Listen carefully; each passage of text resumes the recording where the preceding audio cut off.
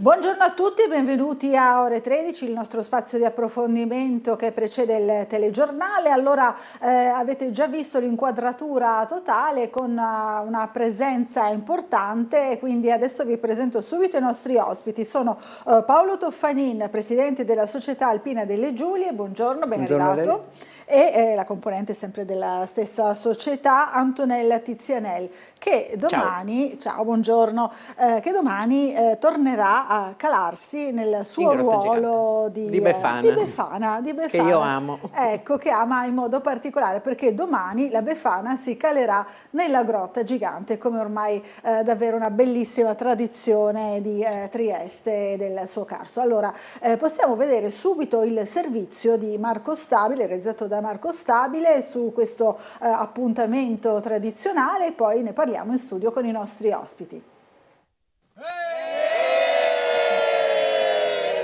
Ritorna il tradizionale appuntamento con la Befana in Grotta Gigante, l'evento che da 42 anni richiama nella cavità centinaia di curiosi. Martedì 6 gennaio, intorno alle ore 15, gli speleologi proporranno al pubblico un pomeriggio di emozioni e festa, calandosi in costume con i discensori dalla volta della grotta, per poi raggiungere gli spettatori radunati 100 metri più in basso sul fondo dell'enorme caverna. Sulle note della banda scenderanno come funamboli la Befana, i Re Magi, Babbo Natale e la Stella Cometa, ma anche i muccocervi, fantastici abitanti del sottosuolo carsico. Una volta atterrati tra il pubblico, i simpatici personaggi rallegreranno i bambini con dolcetti e caramelle. Per gli adulti invece un gruppetto di folcloristici vichinghi preparerà l'intramontabile Gran Pampel, la bevanda alcolica calda dalla ricetta segreta che da sempre scalda gli animi degli speleologi durante le loro adunate. Sul sito della Grotta Gigante la possibilità di prenotare i biglietti. Si ricorda infatti che a quota 900 persone si raggiungerà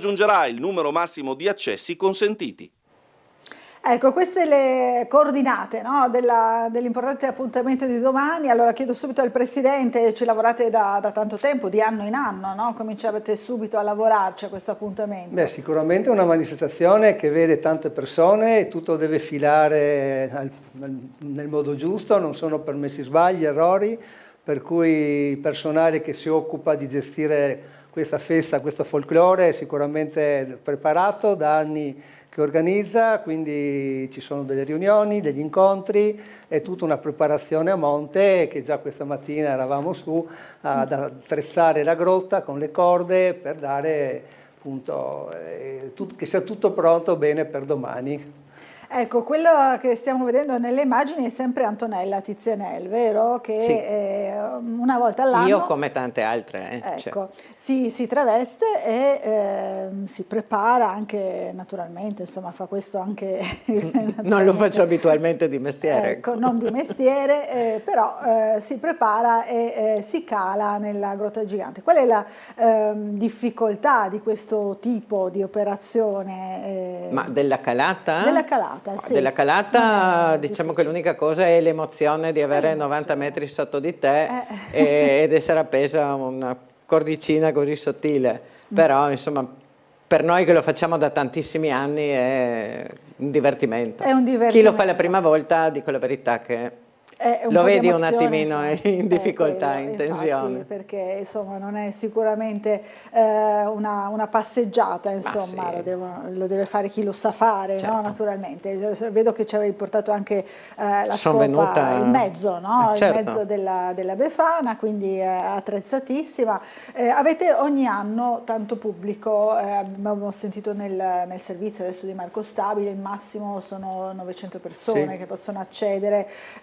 Vi posso chiedere anche, viste le condizioni particolari del meteo, domani si farà lo stesso? Perché anche questo può essere un dubbio che viene. Certo. No? Diciamo, salvo imprevisti meteorologici dell'ultima ora che faccia il metro di neve e quindi blocchi la viabilità, ma abbiamo già avuto dei contatti col comune di Sgonico, con la sindaca Crovatin, che ci ha garantito ovviamente un intervento di mezzi spazzaneve sul territorio.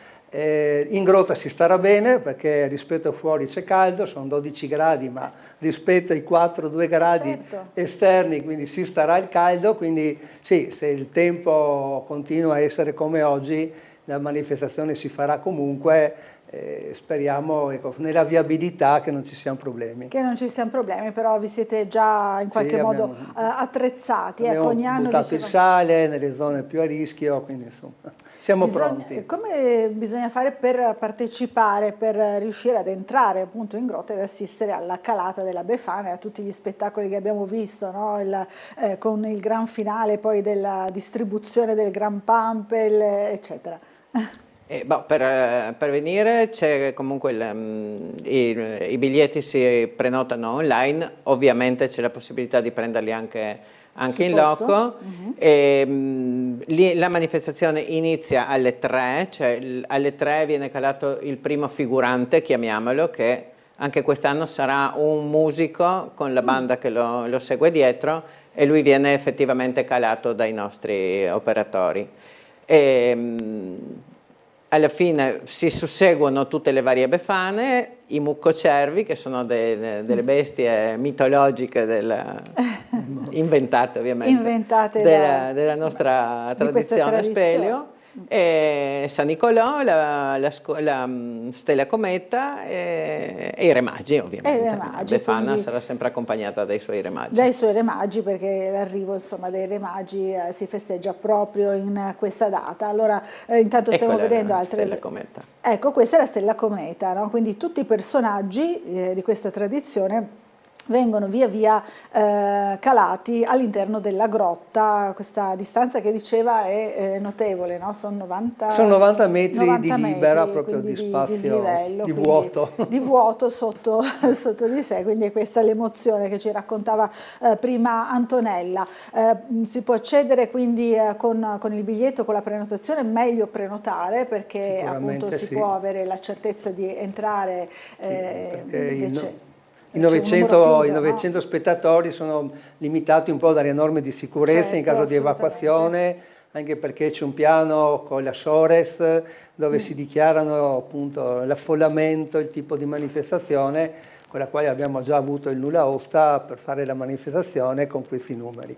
Quindi, ecco, quali sono i vostri spettatori principali? Sono più i bambini, le famiglie con i bambini, ma anche i grandi, penso? Beh, diciamo che essendo una manifestazione folcloristica con le befane, sicuramente tanti bambini, almeno il 30% di visitatori è fatto da bambini, ogni bambino ha 2 genitori, normalmente, per cui anche tanti genitori che non vengono per le caramelle ma per assaporare il Gran Pampel che viene distribuito a fine, diciamo, della manifestazione. Ecco, il Gran Pampel, che è una ricetta segreta, segretissima, almeno ha un ingrediente segreto che non svelate mai. Sì, riusciamo a farvelo svelare? L'ingrediente segreto no, sicuramente. No. Diciamo che è a base di vino bianco caldo con rum dolce. Con rum dolce. E tutto il resto... Però c'è ancora qualcosa che... Tutto il resto è un segreto. Custodite gelosamente, insomma, per non... È una tradizione sicuramente che è stata portata qui tanti anni fa da un nostro socio, da un viaggio nordico, che poi è stata ovviamente sperimentata, modificata, additivata con questi varianti locali, e dopo vari esperimenti abbiamo trovato questa ricetta che è di gradimento, che non è una bevanda forte, cioè è alcolica sì, ma non è una bevanda come la grappa, insomma, cioè è una bevanda che va giù. Che va giù, benissimo. Che va giù bene. Questa naturalmente non è dedicata ai bambini, per i bambini ci sono i dolcetti, le caramelle, no? Quindi assolutamente, insomma, è dedicata proprio ai genitori o agli adulti che vogliono partecipare a questa bella tradizione, che si ripete da quanto tempo? È dal 1984. Dall'84, quindi ormai sono più 43 di 40 anni. 43 Cioè, questo è il anni. 43esimo anno che viene fatta. Che viene fatta. La prima calata che abbiamo fatto eravamo io e una mia amica, che eravamo ragazzine. Ah, quindi Antonella c'è dall'inizio proprio, dall'inizio di questa tradizione. Sì, infatti dico sempre che quella volta dovevo mettermi la maschera, dopo mi bastava il naso, ormai non mi serve più neanche quello. Ma vabbè. Ma non è vero, assolutamente.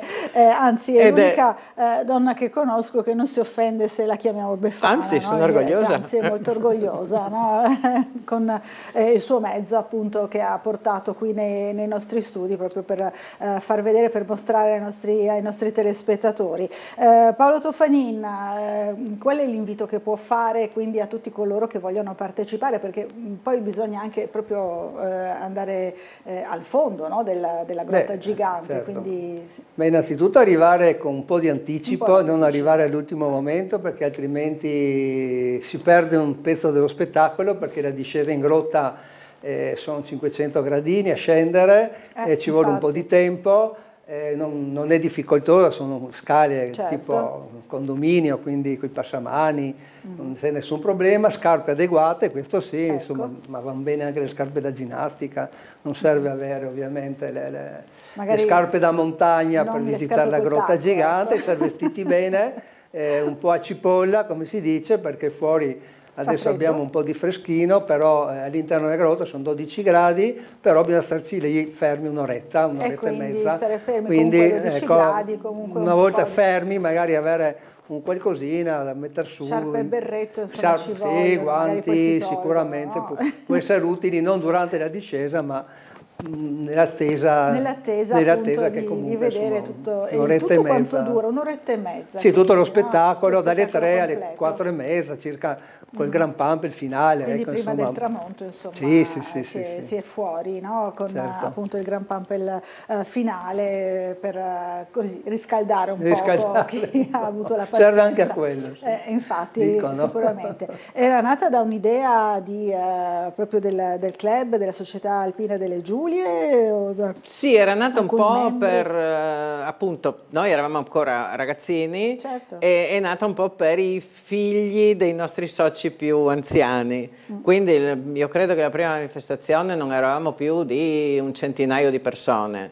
Dopo siamo arrivati addirittura a 1700 presenze, però là veramente non ti muovevi. È stato difficile gestirla, e quindi abbiamo limitato 900, che ogni anno va sold out, e quindi anche chi ha piacere di venire che si muova a prenotare il biglietto. Insomma, assolutamente. Avete già delle prenotazioni? Sì, ci sono già tante. Da sabato.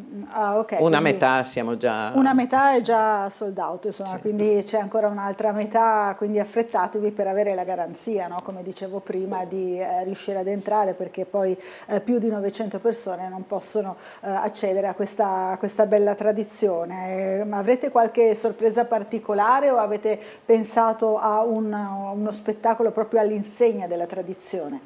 Beh, diciamo, il programma è tradizionale. Una volta avevamo provato delle varianti che però creavano un po' di problemi, non è semplice gestire una calata da 90 metri, diciamo da alcuni anni abbiamo il musico, questo sì, che è una novità, che con strumenti a fiato, di solito una tromba, un clarinetto, un saxofono, soprattutto quando lo cariamo al centro della volta, ha un effetto sonoro veramente suggestivo, incredibile, e questa è un po' la novità degli ultimi paio d'anni. Da un paio d'anni, una volta avevamo addirittura, ne abbiamo calati 2 assieme, tastiera con fiati. Domani avremo anche la fisarmonica oltre alla tromba. Anche la fisarmonica quest'anno, quindi sarà sicuramente una festa. E poi c'è la banda, no? Giù che attende l'arrivo del musico, ed è lui poi a dare il via alla si coordinano nell'attacco-stacco, e poi la banda accompagna le calate dei vari figuranti, che ogni calata dura circa 5-6 minuti, quindi insomma ne avremo almeno 6-7 calate, quindi insomma un'oretta di calate. Insomma, intanto abbiamo visto alcuni personaggi proprio fare, no? Il Gran Pump lì sul posto, perché viene fatto proprio là o viene portato? Sì, già dalla mattina, perché già la mattina bisogna mettere a riscaldare il vino, perché alla fine è una specie di vin brûlé, però nulla a che vedere col vin brûlé, però la procedura di cottura è molto simile. quindi sì, viene dal mattino, sono molti litri da riscaldare nei grandi pentoloni per poi, come si dice, caramellare alla fine questa bevanda con l'effetto fuoco che si vede un po' tipo Grand Gourmet per dare questo sapore classico e particolare a questa bevanda. Ecco, intanto abbiamo visto altre belle immagini delle passate edizioni, questa calata appunto della Befana che ancora una volta sarà interpretata da Antonella Tizianel, quindi proprio dall'84 non ha mancato mai un appuntamento. Ho mancato l'anno che ero incinta. L'anno che ero incinta, beh, ci vuole. Insomma. E l'anno del Covid. E l'anno del Covid che non si è fatta, no? Quindi giustamente. Però insomma. ormai sarà giusto lasciare lo spazio ai giovani. Direi di sì. Non continuerà, non pensa di continuare? Vedremo. Ci sta pensando, ma secondo me insomma ancora un po' rimarrà a fare appunto questa bella iniziativa. Ecco, abbiamo visto proprio, fra l'altro ci sono anche tante altre persone, no, che fanno i figuranti, abbiamo sentito i vari personaggi, quindi qualcuno potrà prendere anche il testimone più avanti. No? Ecco.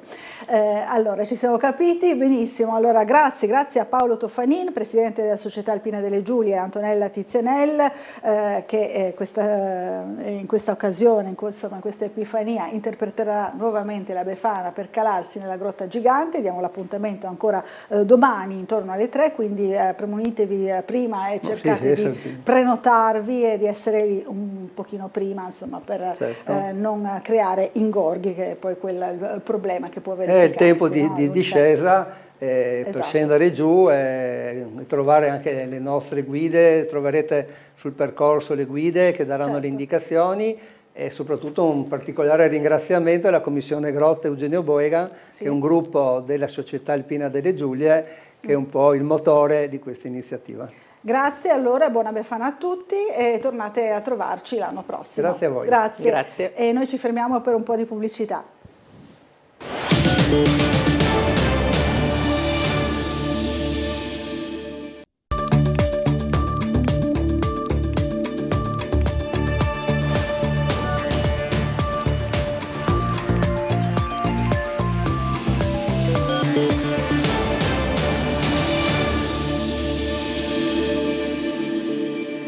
Buon pomeriggio dal telegiornale di Tele4. Nevicata intensa a partire già dalle 5 di questa mattina sul Carso e nelle parti più alte di Trieste. Tra le frazioni insomma, più interessate dalla nevicata c'è Grozzana, dove stamani si spalava la neve davanti alle abitazioni. Vediamo subito il servizio di Esmeralda Dall'Allonga.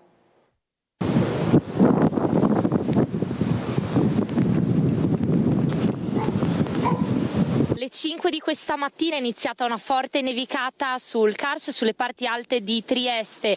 Già da questa notte sono iniziate le operazioni dei mezzi spargisale sulle strade.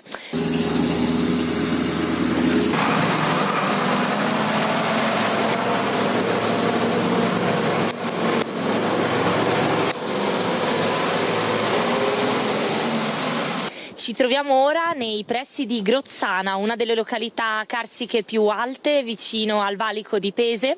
Vediamo il paesaggio totalmente ricoperto di neve, sta nevicando sempre più abbondantemente. Vediamo la neve alta quasi 2 centimetri.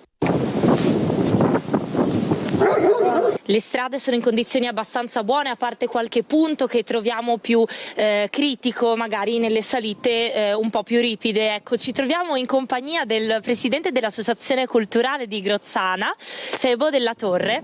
È la prima nevicata dell'anno.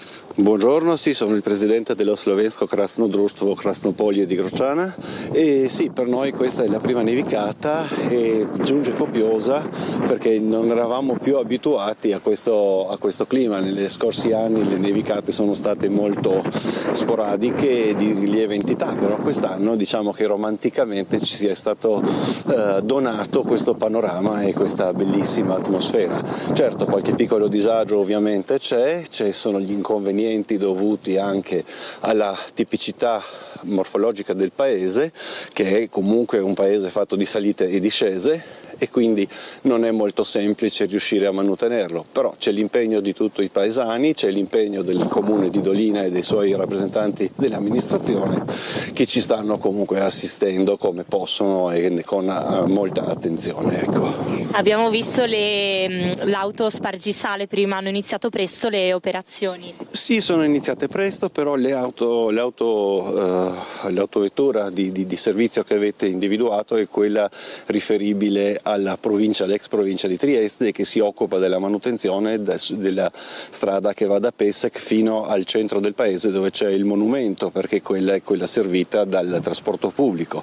Diciamo che l'anello del paese invece è di competenza del comune, che si sta adoperando attraverso la protezione civile e attraverso anche la cooperazione fattiva di tutti noi paesani per cercare di dare una migliore agibilità alle strade che ci sono qui all'interno del borgo. Ecco.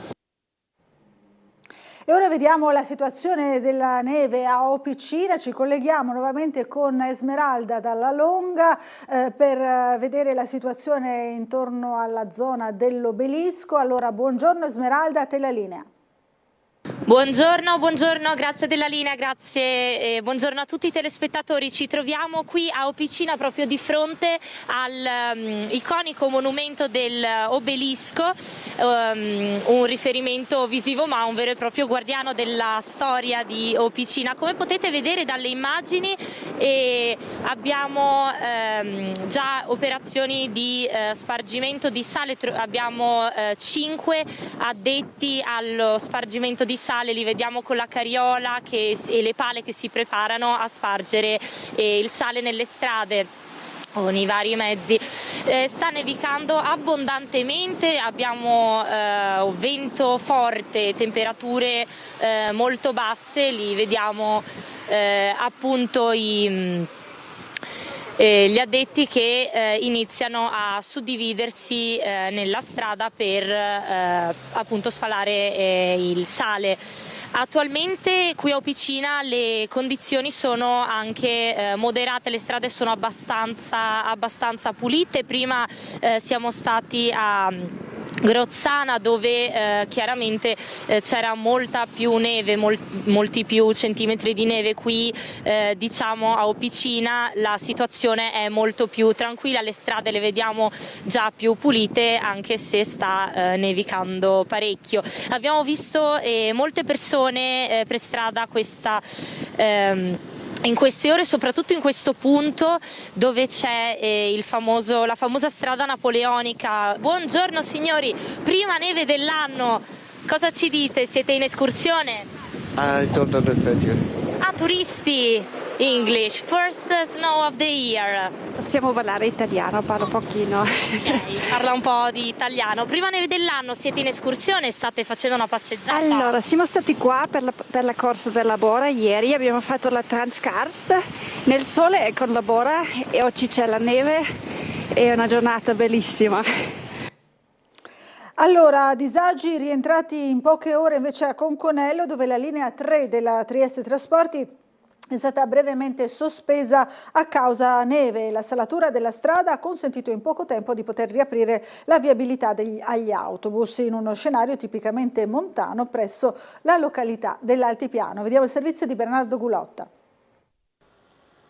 Ed è una neve incessante quella che scende sul territorio cittadino. Noi siamo a Conconello, la salita è stata chiusa per diversi tratti nella mattinata. Abbiamo potuto verificare come anche l'autobus numero 3 ha avuto facilità di percorrenza al netto della neve che continua a cadere. L'abitato di Conconello è tutto sommato in una situazione di normalità, benché la neve sia attaccata al suolo.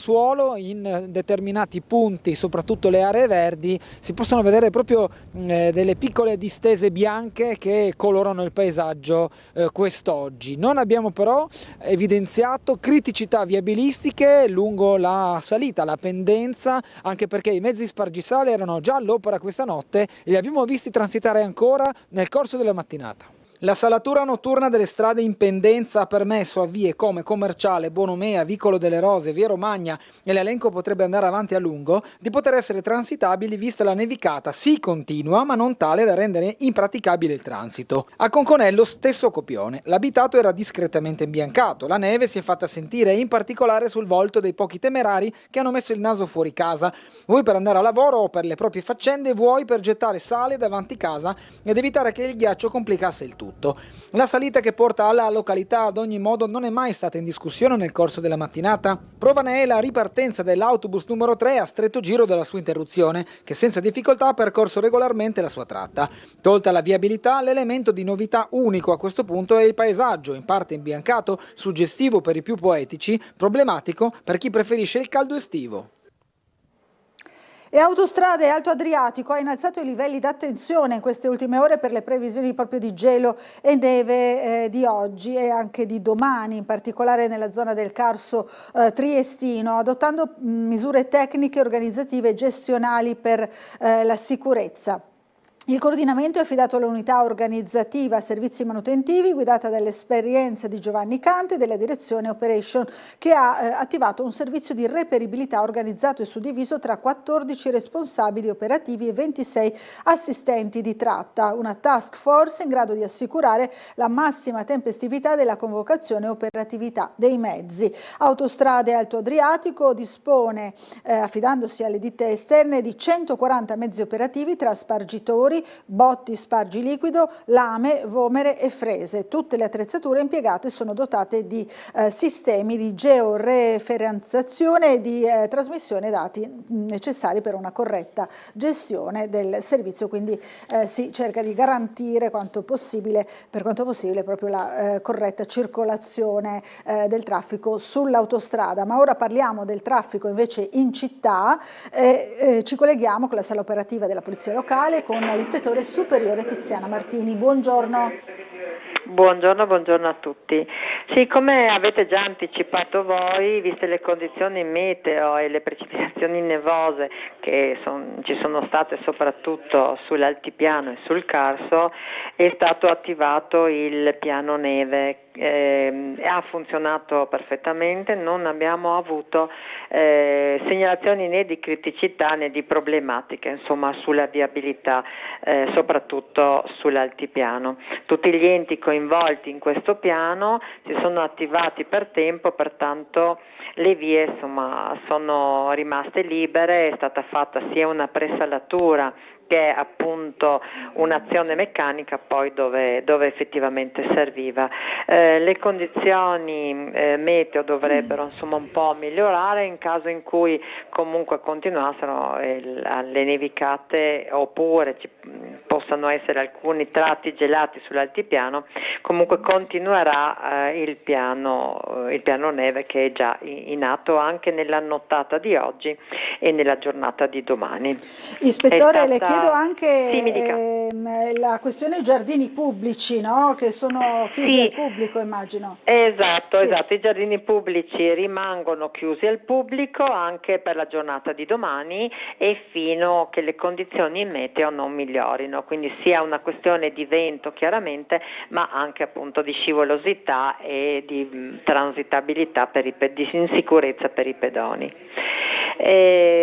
Altre cose, sì, è rimasta chiusa la via Commerciale circa per un'ora dalle ore 10:45 alle 11:45 circa nella parte alta, quella verso Opicina, per permettere delle verifiche da parte appunto degli artificieri e della Polizia di Stato. Al momento non ci sono criticità, è stato riaperto tutto, quindi è tutto regolare. Benissimo. Ne parleremo fra pochissimo proprio con un nostro servizio, certo. C'è qualche altra segnalazione? Sono solite raccomandazioni? Allora, altre segnalazioni: per questa sera è prevista la partita di calcio, saremo presenti anche noi sul posto, è prevista la chiusura della via San Pantaleone come al solito dalla via Miani alla via Rossi, appunto per permettere la partita di calcio. Nella giornata di domani domani è prevista la processione dell'Epifania intorno alla chiesa greco-orientale, quindi anche lì saremo presenti se è necessario con personale sul posto. Altre cose non avrei da dirvi, speriamo che la giornata continui piuttosto bene, che il meteo sia d'aiuto a tutti quanti. Benissimo, grazie, allora buona giornata e buon lavoro a lei e a tutti i suoi colleghi. Grazie e buona giornata a tutti. Grazie, noi continuiamo con la cronaca perché c'è stato un maxi sequestro di cocaina vicino all'Isert. La Guardia di Finanza di Gorizia ha trovato un centinaio di panetti dentro un tir croato che trasportava piastrelle. L'autista serbo è stato arrestato, vediamo. Oltre un quintale di cocaina del valore di 20 milioni di euro nascosto nella cabina di un tir con targa croata che trasportava ufficialmente materiali per l'edilizia. Maxi sequestro delle fiamme gialle del comando provinciale di Gorizia che durante un controllo di routine all'uscita dalla barriera autostradale dell'Isert hanno intimato l'alt al camion per un fanale non funzionante. L'autista però non si è fermato e approfittando dell'intenso traffico di mezzi pesanti ha proseguito la marcia in direzione del confine sloveno. I militari lo hanno seguito e dopo averlo fermato, insospettiti dal comportamento nervoso del conducente, hanno ispezionato la cabina con l'unità cinofila, trovando 3 borsoni all'interno dei quali erano stivati 101 panetti per un totale di 110 kg di cocaina purissima. L'autoarticolato, che formalmente si dirigeva verso la Croazia trasportando piastrelle, risulta intestato a una società croata. Era condotto da un autista di origine serba che è stato arrestato in flagranza di reato per detenzione, trasporto e traffico aggravato dall'ingente quantità di stupefacenti ed è stato portato in carcere a Gorizia a disposizione dell'autorità giudiziaria. Sono in corso accertamenti per stabilire l'effettiva destinazione della cocaina rinvenuta che una volta tagliata e immessa sul mercato avrebbe fruttato alle organizzazioni criminali un introito pari a circa 20 milioni di euro. La notizia ce l'ha anticipata il collegamento prima con la polizia locale. Artificieri all'opera in via Commerciale dopo il ritrovamento di una bomba inesplosa della Grande Guerra. L'operazione è scattata alle 10:30, chiuso dalla polizia locale il tratto di strada interessato. Vediamo il servizio di Gianluca Paladini. Una bomba a mano inesplosa della prima guerra mondiale è il ritrovamento di questa mattina sulla strada di via Commerciale, quella che porta, il tratto per intenderci che porta verso Piscianzi. Artificieri ancora sul posto insieme alla Polizia di Stato. La strada è stata precedentemente chiusa dalla polizia locale per permettere le operazioni. La segnalazione del ritrovamento è pervenuta da un cittadino che passeggiava nella zona. Erano da poco passate le 10:30 quando è arrivata la segnalazione alla sala operativa della questura. L'ordigno, per la precisione si tratta di un SRCM modello 35, è stato notato da un giovane escursionista solito frequentare l'area boschiva sopra via Commerciale. In pochi minuti sul posto è arrivata la Polizia di Stato con gli artificieri, mentre la polizia locale chiudeva al traffico veicolare il tratto di strada fra salita Conconello e strada Nuova Peropicina per permettere le operazioni. La squadra di artificieri è salita per la zona impervia dell'area boschiva. La bomba era semisepolta, parzialmente coperta da terra, neve e foglie. Da una prima analisi sul posto, l'ordigno è risultato perfettamente funzionante. Dunque sono scattate le operazioni di messa in sicurezza dell'esplosivo. La bomba a mano è stata infine sigillata e rinchiusa in un apposito contenitore. Verrà portata in un luogo sicuro per il brillamento. Proseguono nel massimo riservo le indagini sull'accoltellamento di un giovane marocchino sabato sera nella zona di Piazza Garibaldi. Tra le ipotesi anche quella della lotta per il controllo dello spaccio in città. Vediamo. Un regolamento di conti tra gruppi di spacciatori stranieri nella zona di Barriera e Piazza Garibaldi è l'ipotesi sulla quale sta indagando la polizia locale dopo l'accoltellamento di un 24enne marocchino sabato sera. Il giovane, colpito al gluteo e al torace con perforazione di un polmone, sta meglio e presto sarà sentito dal pubblico ministero. È stato operato d'urgenza a Catinara dopo essere stato trovato sanguinante sotto shock davanti a un locale di Piazza Garibaldi. La procura ha aperto un fascicolo per tentato omicidio e ora è caccia agli aggressori. Si tratterebbe di un gruppetto di non più di 5 persone straniere, ma di origine diversa dal nordafricano. Le indagini affidate al nucleo investigativo della polizia locale sono dirette dal pubblico ministero Marco Fajon. Gli agenti hanno acquisito le immagini delle telecamere presenti in zona e stanno ascoltando alcune testimonianze dei residenti che hanno dato l'allarme. Urla, pugni, calci da parte del gruppo che secondo le ricostruzioni avrebbe teso un agguato al giovane marocchino tra via Foscolo e via Parini. L'aggressione è poi culminata nel doppio accoltellamento e i responsabili si sono dileguati prima dell'arrivo delle forze dell'ordine, lasciando a terra la vittima sanguinante che è riuscita a trascinarsi fino a piazza Garibaldi. Chiarita la dinamica dei fatti, ora le indagini si concentrano sui motivi della brutale aggressione. Siamo allo sport, sconfitta a shock a Trento per la pallacanestro Trieste. Dopo aver dominato la gara è stata travolta dalla rimonta dei padroni di casa nell'ultimo quarto. La panchina di Gonzales è sempre più a rischio. Marco Stabile.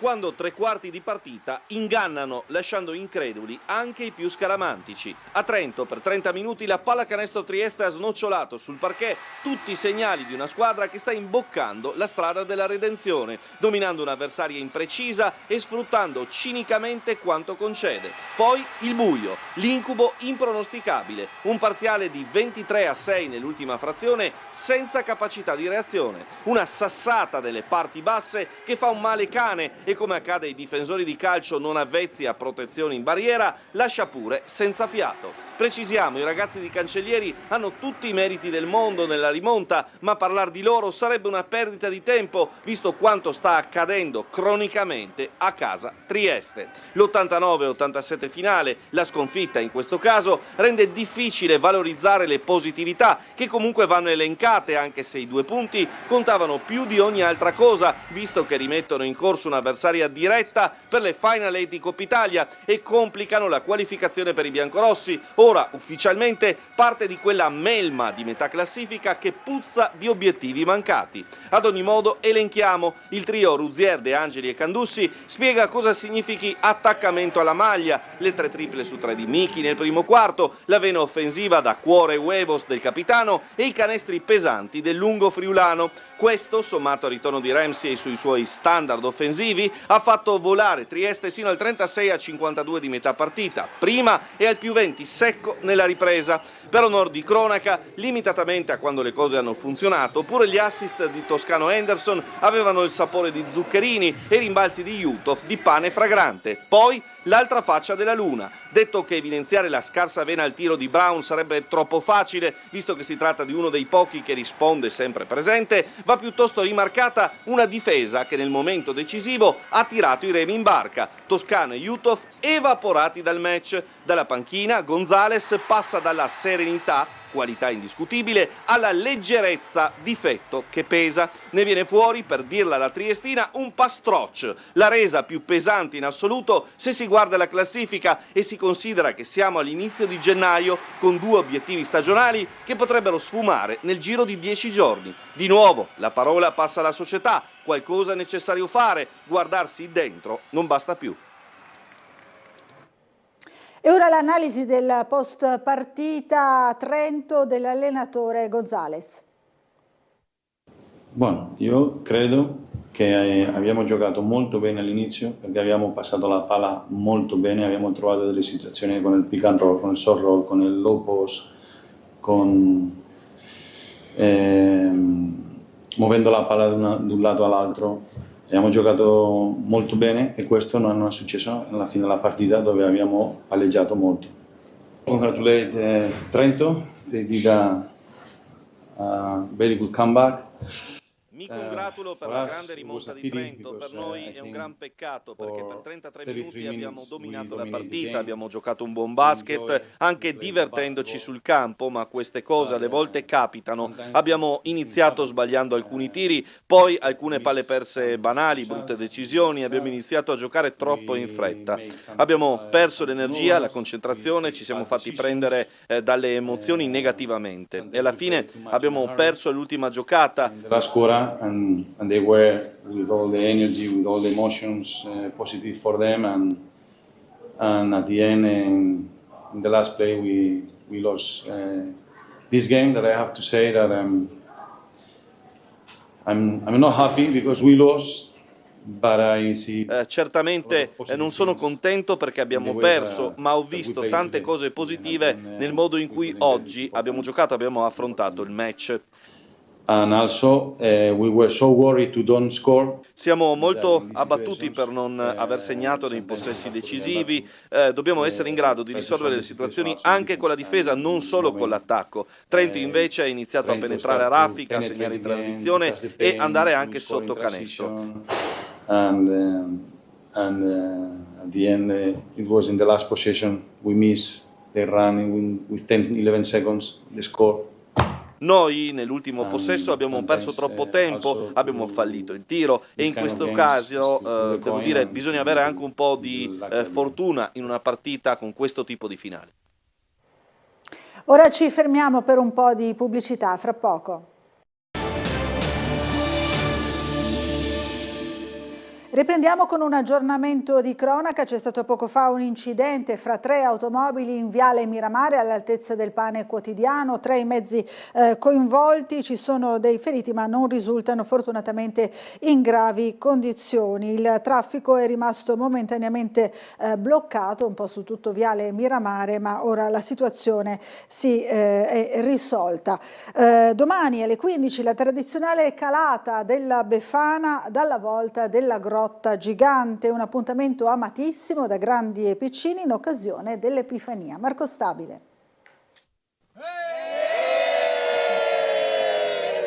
Ritorna il tradizionale appuntamento con la Befana in Grotta Gigante, l'evento che da 42 anni richiama nella cavità centinaia di curiosi. Martedì 6 gennaio, intorno alle ore 15, gli speleologi proporranno al pubblico un pomeriggio di emozioni e festa, calandosi in costume con i discensori dalla volta della grotta, per poi raggiungere gli spettatori radunati 100 metri più in basso sul fondo dell'enorme caverna. Sulle note della banda scenderanno come funamboli la Befana, i Re Magi, Babbo Natale, la Stella Cometa, ma anche i muccocervi, fantastici abitanti del sottosuolo carsico. Una volta atterrati tra il pubblico, i simpatici personaggi rallegreranno i bambini con dolcetti e caramelle. Per gli adulti invece un gruppetto di folcloristici vichinghi preparerà l'intramontabile Gran Pampel, la bevanda alcolica calda dalla ricetta segreta che da sempre scalda gli animi degli speleologi durante le loro adunate. Sul sito della Grotta Gigante la possibilità di prenotare i biglietti. Si ricorda infatti che a quota 900 persone si raggiungerà